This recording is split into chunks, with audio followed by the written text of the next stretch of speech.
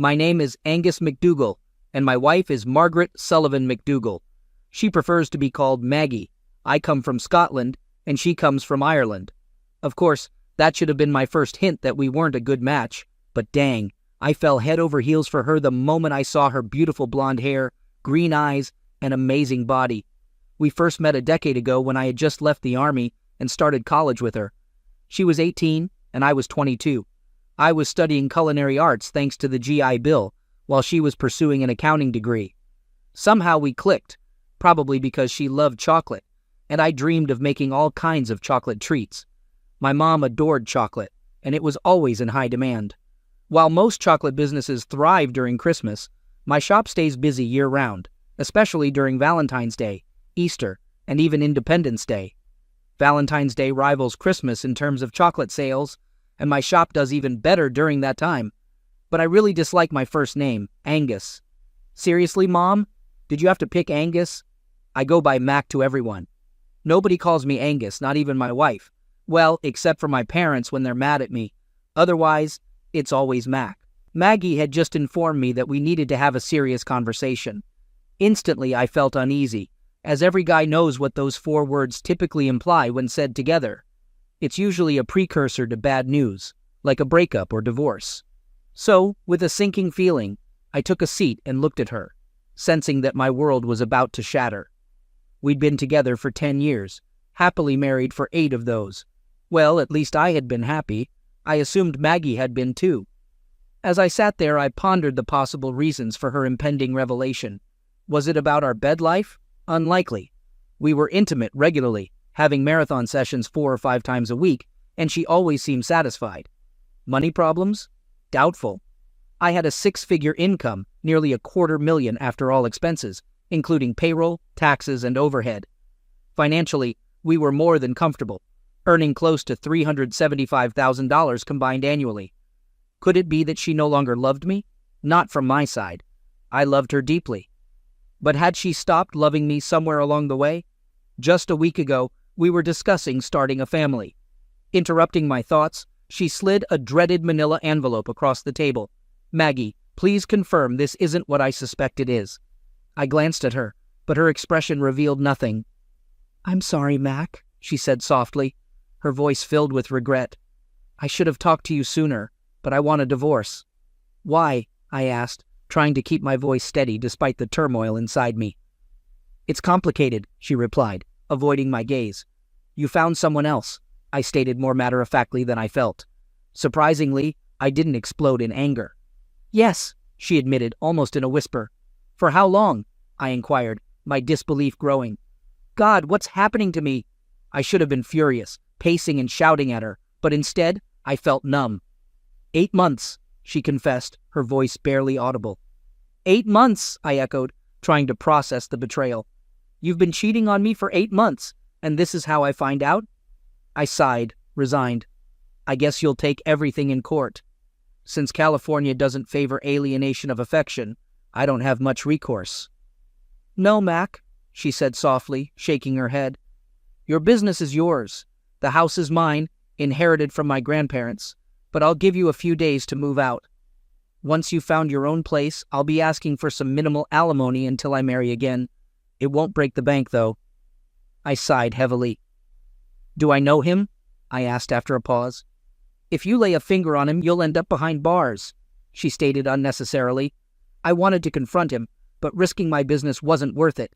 I get it, but I think I deserve to know who's been screwing me over for the past 8 months, I said, shrugging. Reginald Pennington, she replied, keeping her head held high. Son of a gun, I muttered. That revelation was bombshell number 2. I despised him even before this. Now I was furious. I closed my eyes, trying to calm down. Reginald Pennington, blonde, blue-eyed, filthy rich from old money, and outrageously snobbish with a streak of bigotry. I'd warned Maggie about him after a dinner where we discussed charity work together. She brushed off my concerns, thinking he was harmless. Yeah, right. Harmless like a rattlesnake. I'd first met him at a charity event in our community, and even then, I didn't like how he looked at Maggie. He regarded me with disdain, and her with blatant desire. Barely keeping my anger in check, I finally met Maggie's gaze again. Well, I guess there's not much I can do about it now, I said, trying to appear indifferent. "I wish things hadn't come to this, Mac," she said, her smile bittersweet, a facade I could see right through. She was just trying to soothe my pain, but I saw right through it. "That's not true, Mac," I replied calmly, my mind already plotting. "But whatever. I won't argue the divorce if that's what you want," I continued. "I'll review the papers with my lawyer before signing," I added, and she nodded in understanding. "I wouldn't expect anything less, Mac," she said. "Just so you know, it's not about anything you did or didn't do. Reginald and I have a deep connection. I still love you, but I'm in love with him," she explained, apologizing for the situation. What a load of nonsense. She was in love with his wealth. His family was loaded. At a charity ball we attended, he got too close to Maggie while dancing, and I noticed him adjusting himself afterward. I knew he couldn't satisfy her like I could. I almost laughed when I saw his excitement under his tight pants, but I held back, not wanting to cause a scene yet. "I'm sorry too," I replied instead. After our talk, she handed me the manila envelope. "You'll be served officially in the morning, Mac," she informed me. "We'll meet with my lawyer at Tim's office. This is just a preview of what I want from the settlement," she added. Tim Grayson, my childhood friend and longtime lawyer, handled all my legal matters, including my chocolate factory. "You know what? Drop the alimony, and we have a deal," I suggested, hoping she'd agree. She seemed to consider it. If she agreed, maybe I wouldn't go through with the plan I was already forming. "No, Mac, I need something out of this. After all, I wasted 10 years of my life with you," she replied firmly. "Oh, hell no. That statement, that our entire marriage as well as our time together while dating and engaged had been a waste of her time, really got to me." I glanced at the proposed alimony and raised an eyebrow. She wanted $2,200 a month for 2 years, or until she remarried. That was about half of what I made monthly after expenses and paying my workers. I could manage it, considering my savings. I acted like I needed to think it over. "Fine, I guess it'll be worth it," I said, shrugging. "I'm packing up now. I'm leaving tonight," I declared, and that's what I did. I packed my clothes, toiletries, and my extensive music CD collection, which ranged from Marty Robbins to Metallica to Mozart, even including some Sir Mix-a-Lot. I loaded everything into my 1968 Mustang Fastback 390 GT and hit the road. Within an hour, I was on the phone with Kat. "Hey, Mac, what's up?" she answered. "Kat, I just got kicked out, and I'm getting served divorce papers at Tim's office tomorrow. Maggie thinks she's trading up," I said bitterly. "Damn, seriously?" Kat sounded surprised. "Yep, I'll stay at the Holiday Inn until I find a place," I replied. "No way.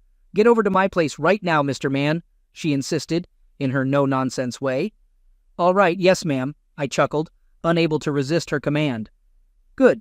See you soon," she said before ending the call. I smiled and shook my head. Katrina Monroe is the manager at my chocolate factory. She resembles Aisha Tyler, but younger, just as tall, standing at 6 feet.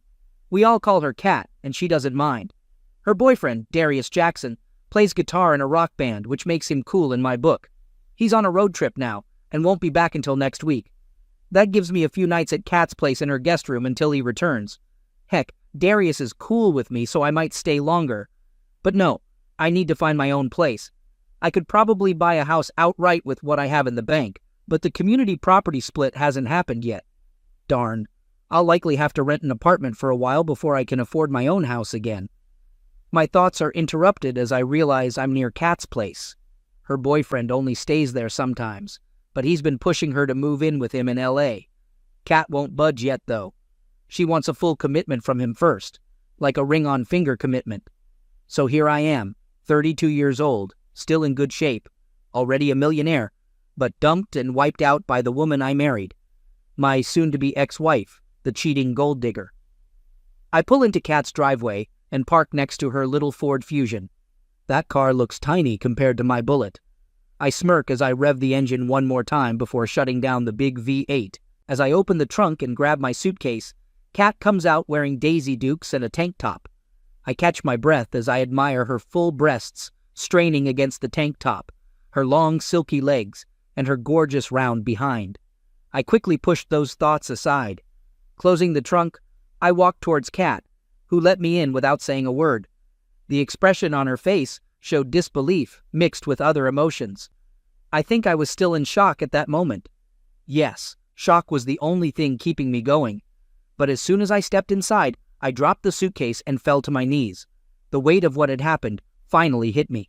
I had kept it all inside, but now it poured out of me in tears. I sobbed uncontrollably, and Kat wrapped her arms around me.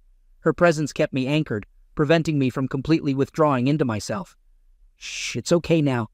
You'll be all right, Mac," she said soothingly. "No, I won't," I replied, wallowing in self-pity. She hugged me tighter, offering comfort and support. With her help, I got to my feet, and we walked, or rather, she walked while I stumbled, to the living room and collapsed on her large leather couch. Kat checked her phone and found a video of Darius kissing another girl, which was going viral. "You've got to be kidding me," she exclaimed, shocked and angry as she stared at her phone. I looked too, and saw Darius kissing another woman passionately. "Is there something in the water?" I mused, as I watched Kat's relationship unravel along with my marriage. "Must be some cheating epidemic," she snarled. I glanced at her, seeing the anger in her eyes, especially at the fact that Darius was with a white woman. That jerk, he claimed he wasn't into white women.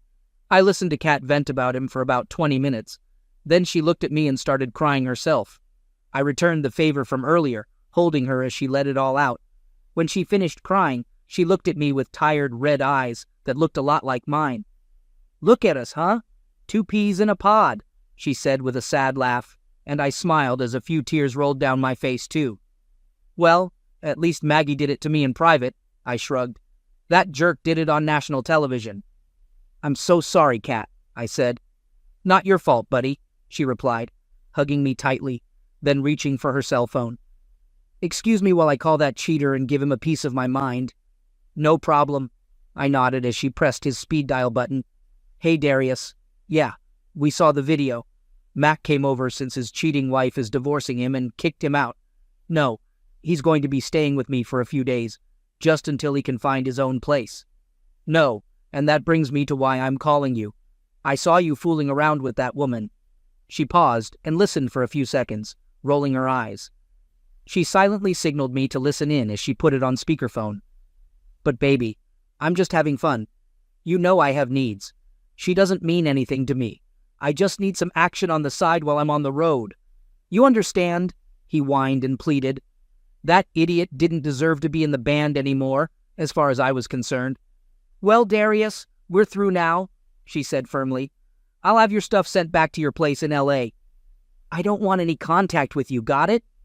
"But baby," he pleaded, sounding desperate. "Nah, you lost the right to call me that when you kissed that woman on TV. I don't tolerate that. We're over," she declared firmly. "Dione," she finished, "if I'm being clear, get that through your head right now.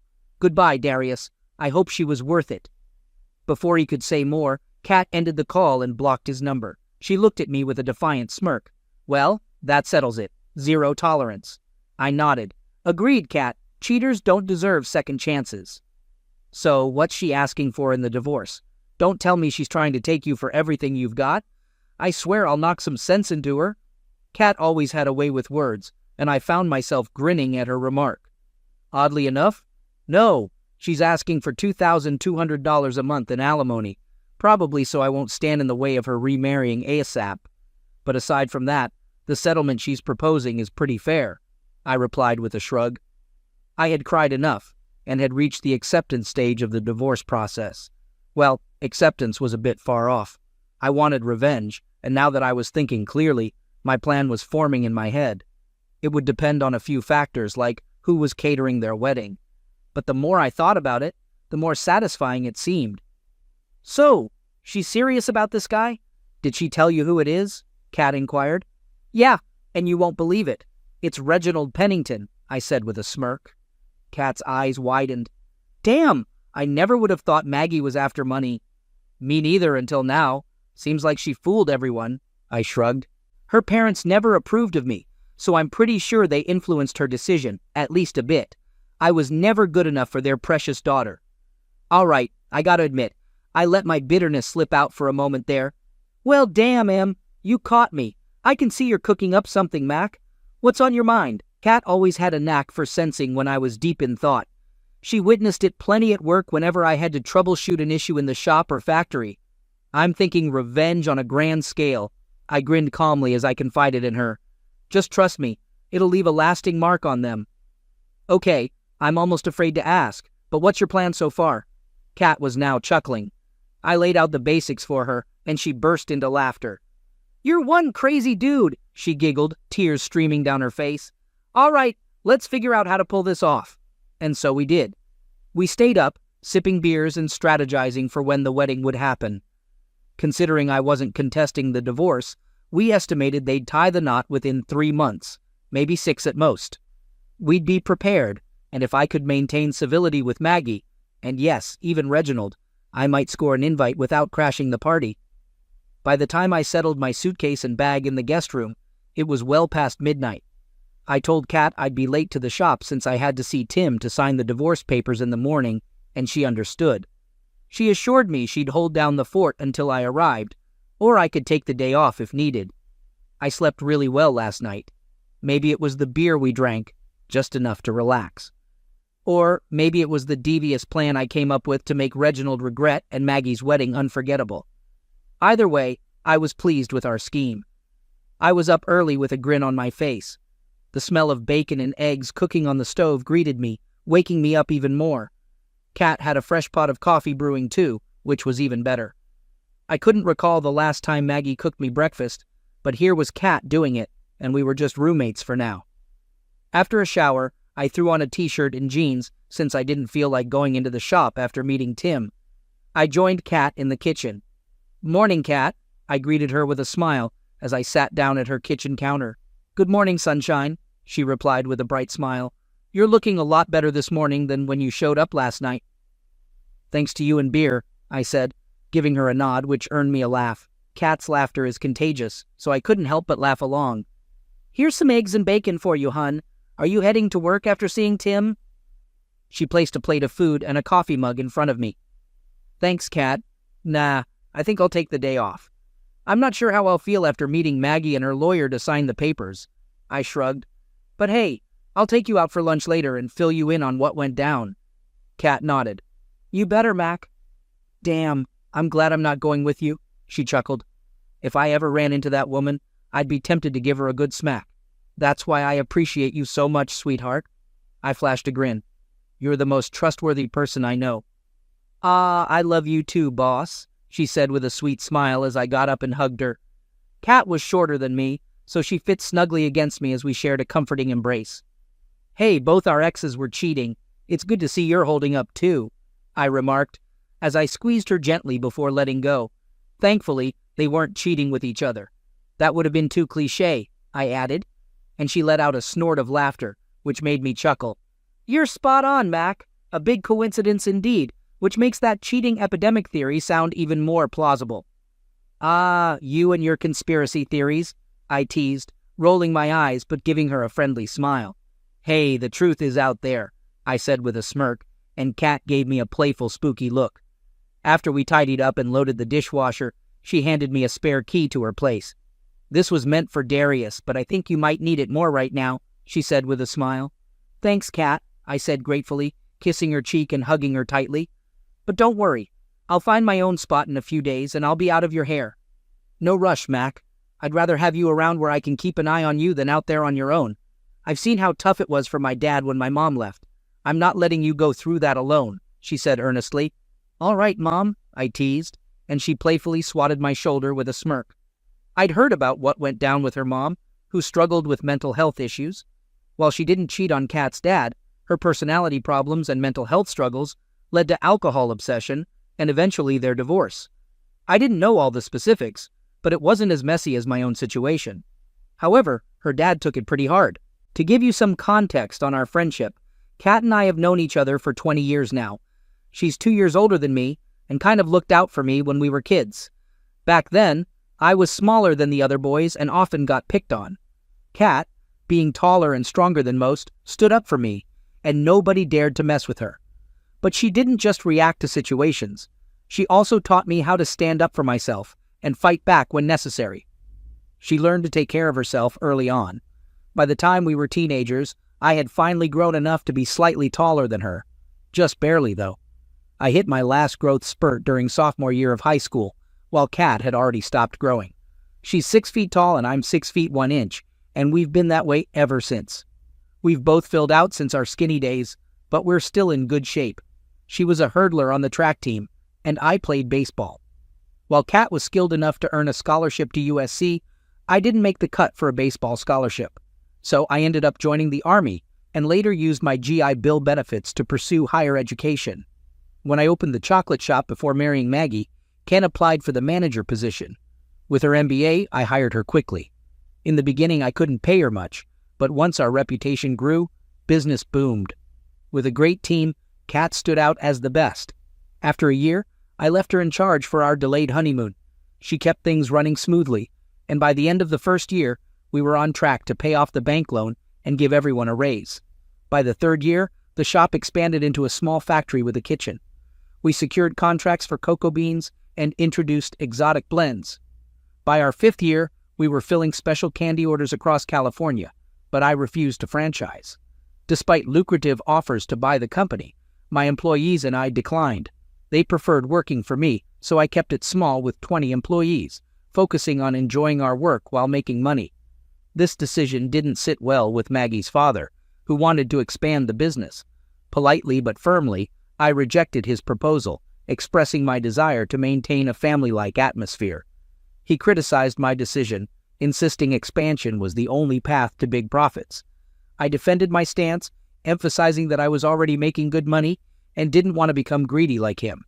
I firmly and directly stated that I was already making a significant amount of money, but I didn't want to become as greedy as him. I casually wondered what Maggie's family would think of her cheating on me with, then divorcing me for, Reginald Pennington, and realized I didn't care, but they probably approved. Old money tends to attract old money, and while the Sullivans weren't as wealthy as the Penningtons, they still belonged to old money. Forget it. Kat and I left that morning after breakfast. She decided not to work while I went to see Tim at his office. When I arrived, Maggie hadn't shown up yet, so we chatted until she arrived. When she walked in, Tim visibly tensed. I could tell from his body language that Maggie and her lawyer weren't the only ones present. I turned around, and sure enough, there was little Dickie Pennington himself.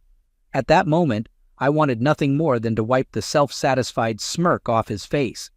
Instead, I ignored his extended handshake and looked at Maggie. "Well, let's just get this over with," I said with a shrug. Tim reviewed the proposed division of assets. Since my business wasn't funded by her or her family's money, and the house was a gift from her parents after her grandparents passed away, they weren't considered community property and remained ours. My Mustang belonged to me, and I'd been fixing it up since high school. Tim surprised me with a question about my reason for divorcing his client to marry Reginald Pennington.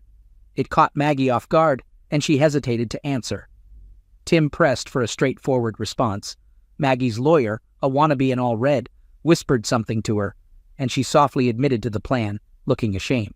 Tim didn't address her as Mrs. McDougal, and he inquired about the timing of the wedding plans. As they whispered among themselves, Tim leaned over and whispered to me about alimony, trying to help me avoid paying her anything. When they finished, Maggie confirmed the wedding plans would proceed soon after the divorce. Tim then revealed Reggie Boy's substantial wealth. He questioned why Maggie would ask for alimony from me when she could easily get money from Reggie. Maggie conferred with her lawyer, and Tim exchanged a quick grin with me. Gloria Jr. asked what I suggested as fair compensation, and I replied, "She can have all the furniture, not just her share." "I'm not bothered by that," I said with a shrug. They gathered in another huddle, speaking in quieter tones this time, before breaking and turning to Tim. "Agreed," stated the lawyer. And so, it was settled. I didn't have to pay alimony, but I also didn't receive any furniture. Gloria Jr. made the necessary adjustments to the divorce papers, which we all signed, except Snake Boy. The filing would happen later that day, once the lawyer left. On my way back to my car, Maggie and her companion approached me. "Angus, old boy, hope there's no hard feelings," he said, extending his hand for a shake. I took his hand and squeezed it firmly, causing him pain. "Call me Angus again, Reginald, and I'll make your life miserable. To you, I'm Mr. McDougal. Got it?" I released his hand, and he looked genuinely fearful. "Yes, Mr. Mac. McDougal, please let me go," he pleaded. I let go, warning him it was for calling me Angus. As for Maggie, I held no grudges. I smiled, walked away, feeling relieved. Getting out of alimony felt like a win. "Oh, one more thing." I turned back to them as Maggie helped her companion to his feet. "Before I go, I need my grandma's engagement ring back," I stated, extending my hand. Maggie stared at me as if I had just landed from Mars. Then she removed both the engagement ring and the wedding band and handed them over to me. "Thanks," I said with a smile, pocketing both rings before heading back to my car. I revved up the powerful V8 engine and shifted into gear, releasing the clutch and hitting the gas. The tires screeched as I peeled out of the parking lot, leaving a trail of rubber on the asphalt and smoke in the air. It wasn't something I did often, but I wanted to send a strong message to the lovebirds. Glancing in my rearview mirror, I saw the jerk standing there, still nursing his right hand. I smirked happily as I drove towards the shop. When I arrived, Kat and everyone else greeted me warmly. They hugged me, shook my hand, and offered their condolences. I thanked them all and jokingly told them to get back to work, appreciating their efforts to lift my spirits. Despite the legal fees and the loss of some furniture, I felt pretty good. "Come on, Kat," I said. "Let's grab lunch." We rode in Bullet, and Kat enjoyed the experience. She could feel the power of the engine and the excitement it exuded. Over lunch, we laughed and shared stories, strengthening our bond as friends who had both recently experienced betrayal. "I still can't believe I had no clue she was cheating on me," I admitted, expressing my frustration at my own ignorance regarding Maggie's affair. "I must have been really naive." "No, Mac, you were in love. Love can blind us, you know," Kat said, smiling as she reached across the table and squeezed my hand. I couldn't help but smile back. "Thanks, Kat," I replied, returning the squeeze, showing her how much I valued her support, both at work and in my personal life. She was more than just my office manager and friend. She had become someone I relied on for a long time, from back in school when I was the small kid, to now, as a man trying to make my business thrive. She had always been there. "You never have to thank me, Mac. A nice bonus at the end of the year is thanks enough," she said with a grin, which made me chuckle. "Consider it done," I replied, meeting her gaze with my own. She looked away first, and I noticed a faint blush on her face. It caught me off guard, but I quickly regained my composure, despite feeling a stirring of attraction. I reminded myself that she was my friend and had just gone through a tough time. In all the years of our friendship, I had never seen Kat in that way before. I had always viewed her as a friend, albeit a very attractive one. Sure, I couldn't help but notice her beauty, like when I saw her the previous night at her house. But that was just a natural reaction. This felt different. I realized I wasn't prepared for it, so we swiftly changed the subject. After we finished eating, I drove Kat back to the shop and left her there. She said she'd meet me at home, so I headed to the bluffs and stared out at the Pacific. Looking at my left hand, I took off my ring, which had been there for 8 years. I also took out Maggie's wedding band from my pocket. Just seeing them made me feel sick. Then, I retrieved my grandma's engagement ring and held all three together. Putting the engagement ring back in my pocket, I threw the wedding bands as hard as I could into the ocean. They glimmered in the sunlight as they sailed over the bluffs and into the crashing waves below. It felt symbolic to me. My marriage was over, and this was my way of saying goodbye. Even though the divorce process wasn't finished yet, I needed to do this for my own peace of mind, to move forward. But just because I was ending my marriage didn't mean I was giving up on my plan for revenge against Maggie and Reggie. I remembered a line from a song, Violence and Bloodshed, that said, "Payback's a witch, and I'm paying all." I smiled, imagining the music playing in my head, fueling my determination. Reggie was going to pay for stealing my wife, and Maggie was going to pay for being a gold digger.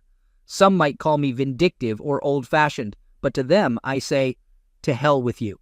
Walk in my shoes for 20 miles, then judge me. 3 months later, everything was settled. Our joint accounts were divided equally. During that time, Kat and I lived together as roommates and got along great. No one at work cared about our living situation. The big surprise came when we found wedding invitations in the mail one night. Maggie wasn't joking. They planned to wed a month after the divorce was finalized. I grinned at Kat, and she grinned back. All right, it's go time, I said. I mentioned to Evely as we headed to Costco that finding the wedding caterer was a breeze. He had shown interest in working with us a few months back, but it fell through. I decided to give him another shot and negotiated the deal myself this time. What cracked me up was that Maggie planned to wear white, and so did Reggie Boy in his Navy dress whites. He'd been a naval aviator during the early days of the war, while I served in Captain Drake's Alpha team. It seemed the guy couldn't even opt for a regular black tux. A couple of nights before the wedding, I visited the caterer and swapped out the chocolate cake mix with my own special blend. I smirked mischievously as I added the secret ingredient, which wasn't poison, just something to make the wedding unforgettable.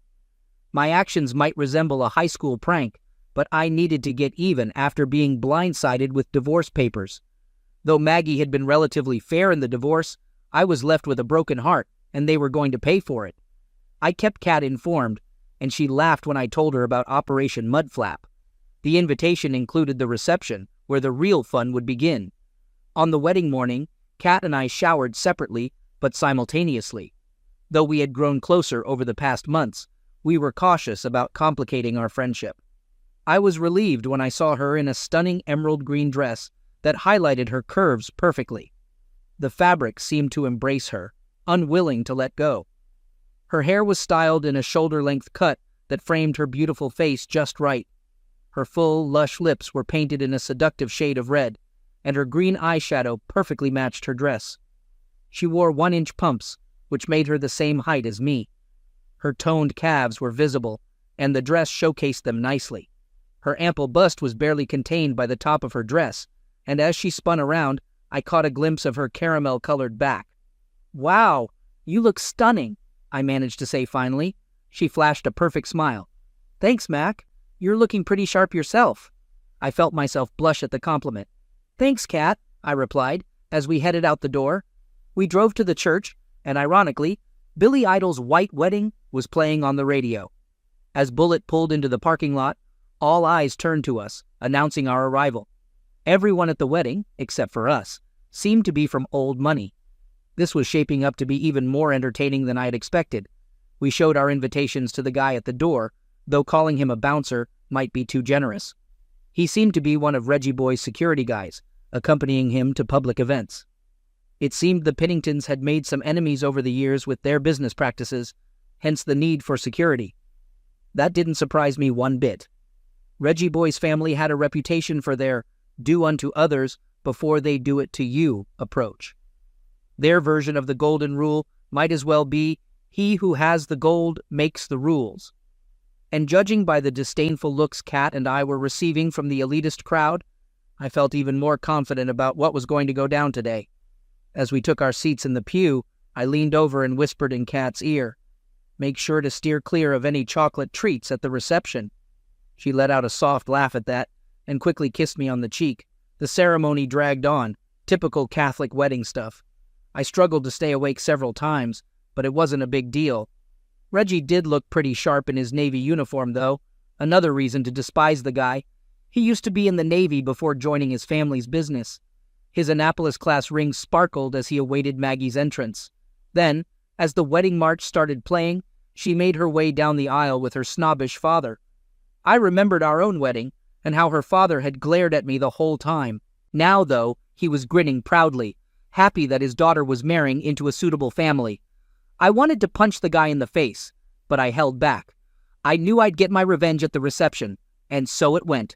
I won't bore you with the details of the vows she probably didn't mean the first time around, or the exchanging of rings that she tarnished with her affair with that jerk, or anything else for that matter. Then came my turn to act. I congratulated them both with such finesse that I could have won Oscars, Emmys, Tonys, and Golden Globes all at once. Kat would have won for Best Actress, considering how she took Maggie's betrayal as a betrayal of everyone who worked for me and loved her like a sister. Reggie rubbed it in with his Angus old boy line. "I hope there are no hard feelings," he said. I resisted the urge to pummel him into the ground and remodel his face. Instead, I replied, "You're right. The better man did win." Then, to everyone's surprise, I grabbed Kat and kissed her passionately. Kat hesitated for a moment, then returned my kiss with eagerness. Right there, In front of Reggie and Maggie, I sealed my claim on Kat with a passionate kiss. That first kiss was incredible. Everything else faded away for a moment as our tongues intertwined and danced slowly, her arms wrapping around my neck while her fingers tangled in my hair. After breaking the kiss, Kat glanced at Reggie and Maggie. "Yep, the best man definitely won," she said with a wink, leaving the newlyweds stunned. We exchanged a grin as we took our seats, enjoying some delicious lobster for dinner. Then came the highlight of the evening as the wedding cake was brought out. Reggie and Maggie went through the traditional cutting of the cake and the playful smashing of cake in each other's faces. Everyone laughed, and guests lined up to grab a slice of cake. We decided to wait until the end of the line for a good view of the chaos to come, and sure enough, chaos erupted as soon as we reached the cake. It all started with an unexpected fart from the bride, a loud one that echoed across the hall. Then the groom followed suit with his own thunderous fart. I loudly excused them, earning chuckles from the snobbish crowd around us. But the worst was yet to come for the couple. Maggie's face turned to horror as she let out a gurgling sound, followed by an unpleasant odor. Reginald's face twisted in disgust as he caught a whiff of the stench, then emitted a similar gurgling noise from his rear. They exchanged horrified looks as more guests joined in with their own bodily sounds. Soon the couple was sprinting for the restrooms, leaving behind a trail of embarrassment. Brown fluid could be seen dripping from beneath Maggie's dress, while Reggie attempted to conceal a growing stain on the back of his pants. They made a frantic dash for the restroom, followed by other guests who realized they had also soiled themselves. Kat and I left quietly, trying to stifle our laughter, but we couldn't hold it in once we were in the car. Tears were streaming down our faces as we laughed so hard that it felt like our guts would burst. "Oh my God, Mac," Kat said between fits of laughter, clutching her stomach. I was laughing just as hard. "Do you think I went overboard?" I asked amid the laughter and tears. Kat laughed again. "Well, the boxes at Costco said it was effective, but warned not to use too much." Our laughter finally subsided a bit, and Kat asked incredulously, "How many boxes did you pour into the cake mix?" "All of them," I replied with a serene smile, prompting Kat to burst into laughter again. I had added powdered chocolate-flavored laxative to the cake mix intended for the Pennington wedding. Most of the cake and cupcakes were laced with laxative since I replaced much of the cake mix with the powdered laxative. I also mixed some with the regular cake mix to balance it out, but I didn't expect it to take effect so quickly. That was just the beginning. Then I dealt with the caterer. I pretended to negotiate a contract with him for the chocolate from my factory. He had contacted me earlier, and I had delayed responding. I explained that we had been experiencing some delays due to illnesses among my team, but now that we were back on track, I could provide him with samples. He seemed eager, thinking I would fulfill his desires. During the tour, he proudly mentioned catering the Pennington wedding, unaware that the bride was my deceitful ex-wife. I played nice, but as soon as he dismissed his staff for the day and retreated to his office after shaking my hand, I knew it was time to act. He promised to prepare the contract paperwork and inform me and Tim once it was ready. However, it seemed like he completely forgot about the contract in the days following the wedding. Once everyone had left for the day, I headed to the kitchen's back door, propped it open, and brought my car around. I replaced the powdered cake mix with the powdered chocolate laxative and swiftly left. I ensured the kitchen door was securely closed and made sure not to leave any boxes behind, following the principle taught by Captain Drake. Never leave a trace. He's a stand-up guy. The last I heard, he left his military position and became a history professor at UCLA. By the day of the wedding, any evidence tying me to the laxative-infused cake had vanished. Only Kat and I were aware of the plan, and she kept it under wraps. When Kat and I returned home, she looked at me seriously. "Mac, about that kiss earlier," she began. "Kat, I know I crossed a line, but you looked stunning and I couldn't resist," I confessed. She gently placed a finger on my lips. "Let me finish. That kiss earlier was incredible," she said. "You're a good man and quite impressive for a white guy. What I'm trying to say is, I think we could be great together." She blushed slightly, and I leaned in for another kiss. Our lips met, and we kissed tenderly, feeling like we had been missing out on something special for a long time. After our kiss, we gazed into each other's eyes. "I think we could be great together too," I said with a smile, and she smiled back. Once inside, we kissed slowly again, I gently removed the straps of her dress as we kissed. We made love, and it was truly amazing. Some may wonder why I orchestrated the caterer's setup as I did. The issue arose when Sal, the owner, made advances toward Kat during her initial negotiations with him when he first expressed interest in working with us. After Kat firmly rejected his advances, she advised against doing business with him. However, when they were chosen as the caterers for the Pennington wedding, I saw an opportunity to address two issues at once. The fallout from the Brown wedding, as the media called it, was immediate. News outlets covered the event extensively the next day, capturing images and videos of the bride, groom, and guests rushing to the toilets. I invited all the folks from the shop to Kat's house to watch the chaos unfold. Although we weren't shown in any of the scenes, everyone knew we had been present. We laughed so hard, tears streamed down our faces as the high society guests scrambled to handle the embarrassing. The only folks I felt bad for were the janitors who had to clean up that mess afterward. About a week after the disastrous wedding, the cops came by asking questions. Kat and I had gone to the wedding, but we both said we left when things got messy because we were worried about getting sick. We kept straight faces during our interviews and burst out laughing only after the detectives left. We never heard from them again. Reggie Boy sued the caterer, but the caterer skipped town instead of paying up. Last we heard, he fled to Italy, his home country. Not sure what happened to him after that. Reginald Pennington IV was caught in bed with another man's wife less than a year after the wedding. Who caught him? The woman's husband, and he wasn't too kind to Reggie Boy. He called Maggie, and she had some choice words for Reggie when she arrived at the offended husband's house. Maggie showed up on our doorstep shortly after that. At least Reggie ended up losing a testicle in the fight that ensued. It turned out that while she had no qualms about cheating herself, she wouldn't tolerate her husband cheating on her. A bit of a double standard, don't you think? Yes, Kat and I moved into a bigger place since her small 2-bedroom wasn't quite cutting it. Our new home was a 4-bedroom ranch style, and I had it almost paid off by the end of the first year. It seemed Reggie Boy had made Maggie sign a prenup, stating that if she filed for divorce for any reason, she'd leave with only what she brought into the marriage. She still had her $125,000 a year job, but that was it. No billions for Maggie Sullivan. It was late the following year when we heard a knock on the door. Kat was 4 months pregnant, so I gave her a quick kiss and went to answer the door myself. I opened it to find a tearful Maggie. "What do you want, Maggie?" I asked, keeping my tone neutral. "I'm sorry, Mac. So sorry for everything," she sobbed. "You were the one who wanted something better," I said with a shrug. "What happened?" I asked. "I caught Reginald cheating on me," she admitted, crying even harder. "Well, that's rough," I said sarcastically. "Mac, I'm really sorry," she said, cutting herself off as she noticed Kat, who was pregnant, walking up behind me. "Baby, who is it?" Kat asked as she joined me. She smiled at Maggie. "It's Maggie, and she's leaving," I said as I closed the door on my ex's face. I locked the door and embraced Kat. "She's the past. You're my future. I love you, sweetheart." "Aw, I love you too, baby," she said as she kissed me.